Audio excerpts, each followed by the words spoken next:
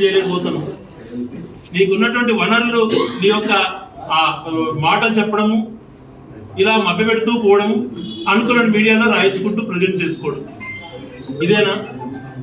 మరి కొంతమంది విద్యార్థులు నిన్న లేచి మెడికల్ కాలేజ్ ప్రైవేటైజేషన్ చేయదయా, దాదాపుగా 80 ఎకరాలు అక్వైర్ చేసి రాయచూట్లో నీట్ గా పెట్టేసినాం, జీవోతో సహా వచ్చింది.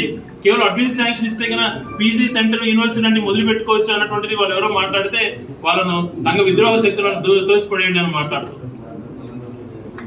నీకు ఆలోచన ఉండాలా, ఆ ప్రాంతంలో ఏదేది గవర్నమెంట్కి అలకేట్ అయిపోయింది ల్యాండ్, ఏకవేమన యూనివర్సిటీతో దాదాపుగా 100 ఎకరాలు అలకేట్ అయింది కదా, దాన్ని నేను ఒక యూనివర్సిటీ చేస్తే ఎంత బాగుంటుంది, ఇట్లాంటి మంచి ఆలోచన చేయకుండా మభ్యపెట్టే కార్యక్రమాలు చేసుకుంటూ పోయినావు తప్పితే ఏమీ చేయలేకపోయినావు. రాయచూటి ప్రజలను పూర్తిగా నిరాశపరిచాం.